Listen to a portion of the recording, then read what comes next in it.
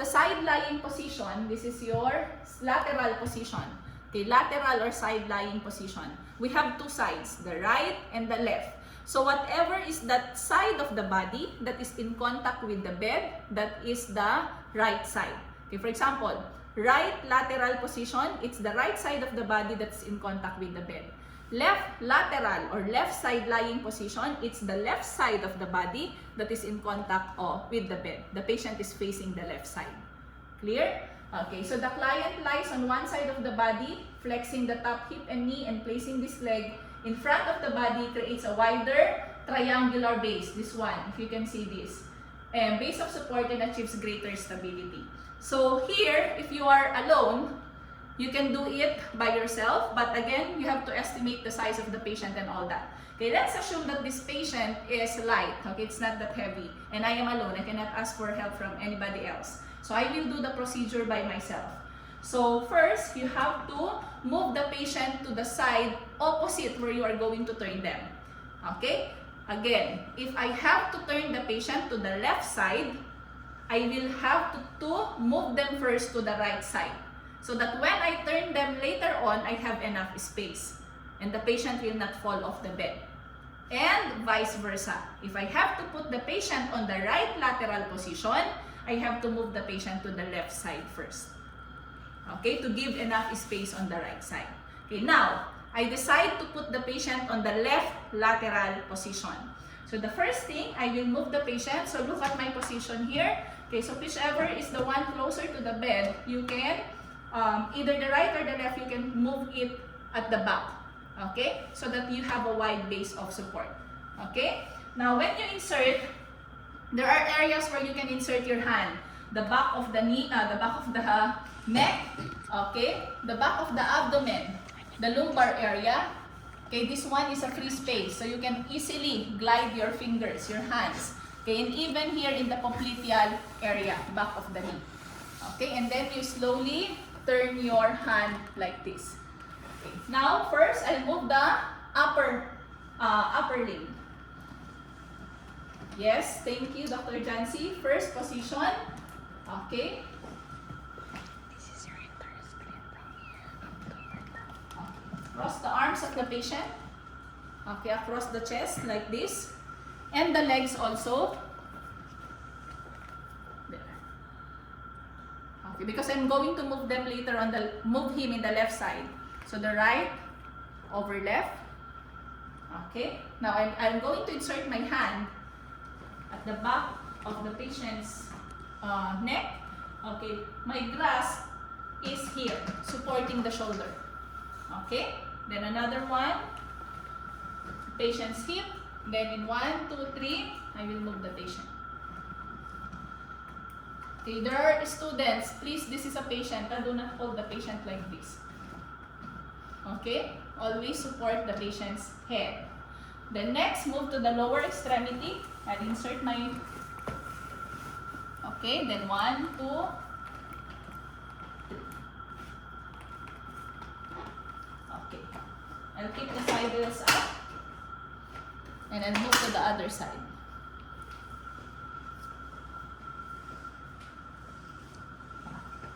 I'll put the side rails down here. And my hands, okay, the heaviest part of the body, shoulders, hips, the trunk. Okay, this hand should be here. Okay, one hand should be here, one hand here. Okay, now I will turn the patient. 1, 2, 3.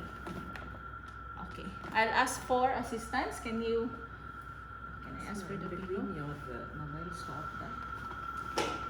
Think better to repeat. Yeah. Your mobile stopped and there was nothing. Oh, really? Yeah. When she was showing the hands now.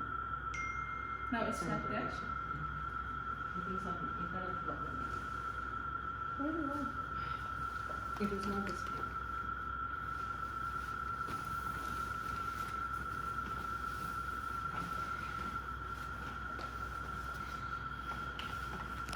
Okay.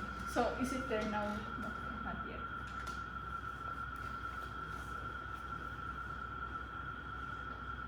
Can we see? Yeah. Okay. So, one pillow at the back of the patient to support the back. Okay. Another pillow. Okay, see here. Knees and ankle together. So, you have to separate them and put a pillow in between. Okay. Flex the upper extremity, the upper leg. Okay. And then, make sure that the pillow is supporting the knees and the ankle of the patient. Then another pillow here to support the patient's hand. And then, side legs. Okay. This is for one nurse doing the procedure. Okay, let us do now, when the patient is too heavy and cannot be done alone, I'll ask for the assistance of another nurse.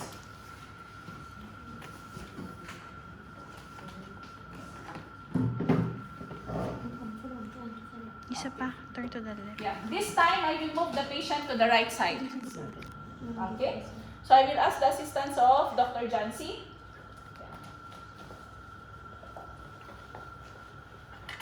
Dr. Jancy, we will move the patient to the right side.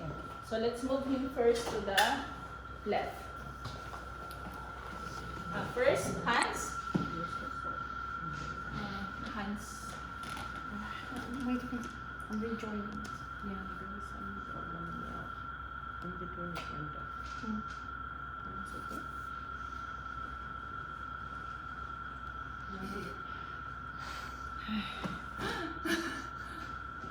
Is that problem with the connection? But that one, I don't know why, because I shifted to the... Is your laptop charged? It's charged. The internet upstairs.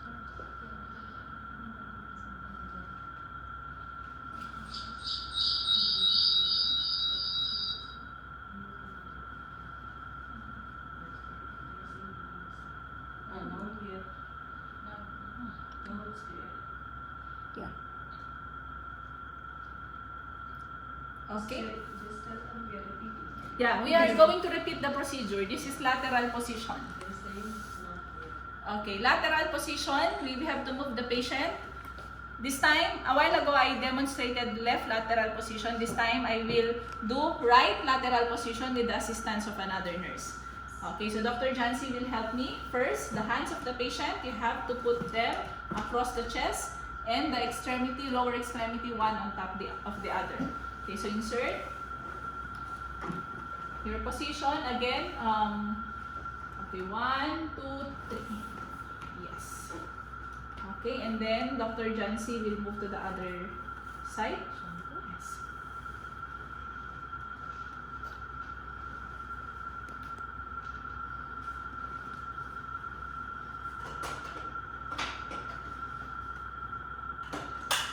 Okay, so the hands of, I'm sorry, doc. Is it okay? Sorry for you.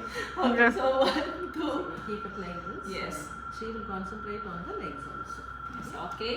1, 2, 3. Turn the patient. And then pillow in front.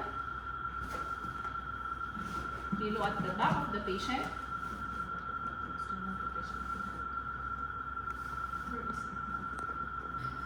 Keep disconnecting with me, I don't know. Where's the other one? It's there. Okay, and then flex. Okay. There.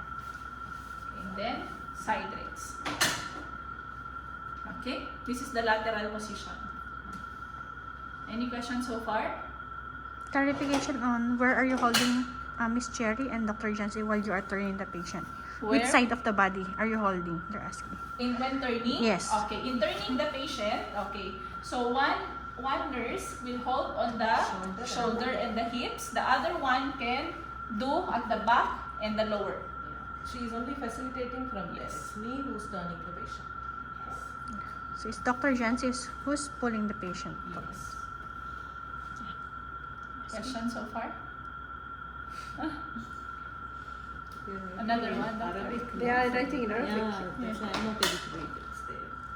Is it not clear or? The net is not working, even with them. Oh, They okay. have a problem with the net as well. So So this one will save us. just to tell them, yeah, we're gonna have a video because they're requesting for.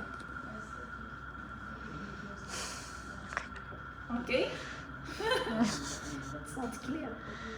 So shall we, but the recording is so far clear? Yes, clear. That's most important. Yes. That we can upload that. So if we are now done with the lateral position, let's move the patient to prone and to semi-prone. Tell them we're gonna keep videos, everything. Some was saying. Yes? Some. Question? My question, we can't I say cannot anything. see anything. Why? I don't know. No, that asthma's phone is now not working. You Internet, cannot- just check here. You cannot It's type? working. Yeah, it's working. Miss Sherry, yours also no video. Mine is no video. Otherwise, Yeah, I it is turned on. it off, You mine. turned it off. Yeah. So that they But don't this is get... very difficult actually to Yes. That's the point actually. The problem is still with Jerry because the one will be projected with the voice or with the video. But no video at all there now. Because all three of you were showing, now nobody is showing. Nothing? Repeat this one. Sherry, repeat this one. The lateral doctor. But Dr. Asma, your video should be on. Only they can see. Is it there? No. It's not there. Now, It's even not now? there. Yeah. No, It's turned off, it's doctor. not there. Really? Yeah. That's why they are saying. Otherwise, your video was always on. Yeah. Yeah. Now only it's on. Maybe because I'm entering with two, one the laptop, one is here. Okay, okay. Oh, yeah. I have two now. So far, no problem. Only now. Okay, so shall we repeat this one, doctor? Repeat once, yeah, for them. Okay. Sorry. But they said another comment is there. Yeah. Then you can pin again, doctor. Later, please comment in English, please. Yeah, please comment in English. English. We are chatting with each other about the. Okay.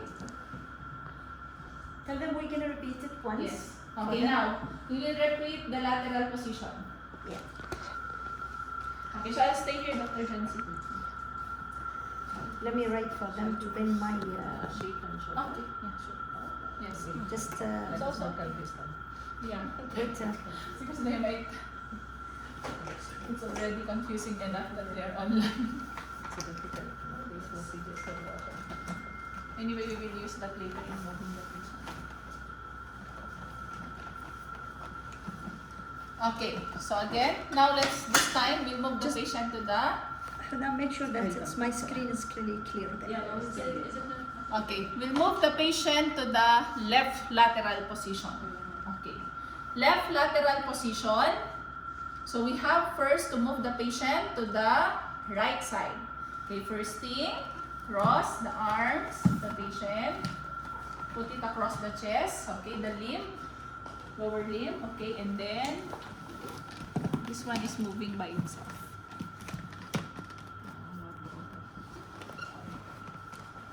Okay, then, okay, 1, 2, 3. Yes.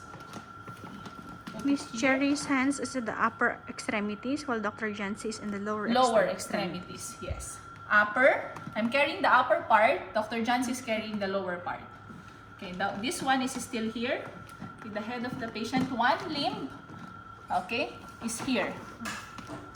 And then, this leg is maintained here so that you can properly turn the patient. Okay. So now Dr. Jancy will pull the patient. Okay, look at the hands of Dr. Jancy holding the shoulders and the hip. Okay, my hand is on the patient's abdomen and the lower extremity just to support in pushing. Okay, Dr. Jancy will pull in 1, 2, 3. Okay. Now we'll put pillows to support the back. Okay, one pillow to support the upper portion, the chest and the hand of the patient. In this one hand is there. Okay, and then lower extremity, flex. Okay, and make sure that it supports the knee and the ankle of the patient. Okay, this one is flex. Okay. Lateral position. Clear so far? Sideways. Yeah, side rail should be kept up. Okay, let's proceed to the next. If you don't have any more question here, Yeah, check. breathe there, I think. Clear. Okay. Let's move to the next, which is your seams or the semi-prone position, and then the prone position. Okay, actually there's a technique here. Shall I show that one? Directly. This. Yeah, what do you think? Okay. Yeah, so the first we'll go with the semi-prone or the prone position. Okay. This is the prone position. Patient is lying on the abdomen. Okay.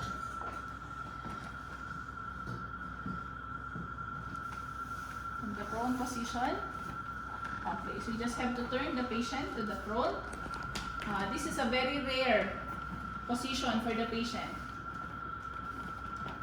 Okay, make sure that the patient's head is turned to the side.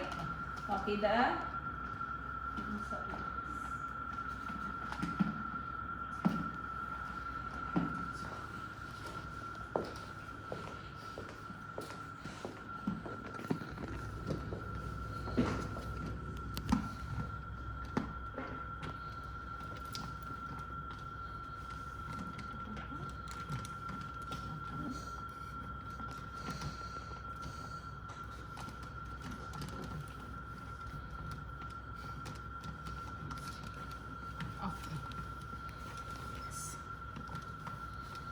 this is the prone position.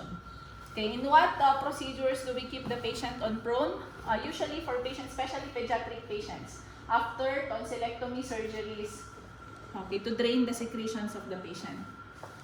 But the patient will not be kept in this procedure for such a long time. Also, for patients who have difficulty in breathing or lowered oxygen saturation, like the COVID patients, severe COVID cases, they are also putting the patient in prone position now. Okay, so now we are going to put a small pillow on the abdomen of the patient. So why is this small pillow kept here? Okay, to support the breast for female patients and to support the genitals for male patients. Okay, then here to protect the knees of the patient and also the toes of the patient, we keep your pillow here. Okay, make sure that it's not touching the pillow. Yes. This is your prone position. The patient is lying completely on the abdomen. Okay, so what are the things that we have kept? Supportive device, pillow for the head and the shoulders and the cheek and the ears of the patient. Okay, small pillow on the abdomen to protect the breast for female, male genitals for male patients. Pillow again for the knees and the toes of the patient. Okay, now let's move to the semi-prone. Okay, this is your semi-prone. Seams or semi-prone position. So seams or semi-prone, okay, isn't it this is your lateral? Okay, if you can see my hand, this is your lateral position, this is your lateral, this is your prone position. Semi-prone is midway, lateral, and prone position. Okay, so how is it different? So the hand is already here. You just have to put the hand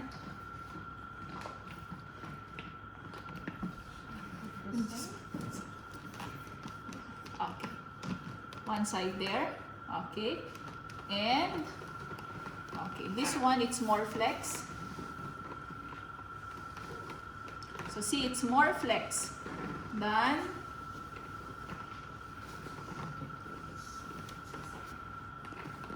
okay. And one pillow here in front to support the patient's chest.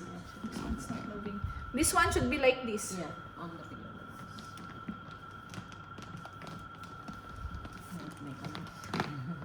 Okay, like that. Okay, now, what is the indication for a semi-prone position? Okay, so semi-prone position, especially for the unconscious patients, okay, unconscious patients, it allows for the drainage of secretions. Okay, another thing, the most common reason why we put the patient in the semi-prone are for those procedures that require the exposure of the perianal area. Okay, for example, you need to measure the rectal temperature, you need to give enema, rectal enema, suppositories, rectal suppositories. You have to put the patient first in the semi-prone position. Okay, so what are the things that we have kept? Pillow. You see here the legs, they are flexed fully. The upper leg is flexed fully, okay, supported by a pillow. Chest, the chest and the abdomen supported by another pillow, and even the one upper extremity. The other one, how is this different from the left side, from the lateral position? Lateral position, both hands are in front. Here, one hand is behind the patient.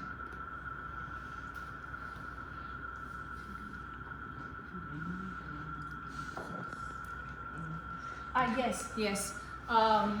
That's very important. Dr. Jansi just reminded me, for the enema and even for suppository, but particularly for enema, you have to follow the curvature of the intestines. So it's not right or left. It should always be the left sims or left semi-prone position. Okay? To follow the normal curvature of the rectum, so that we can insert the fluid properly. Anyway, we will cover enema insertion later on.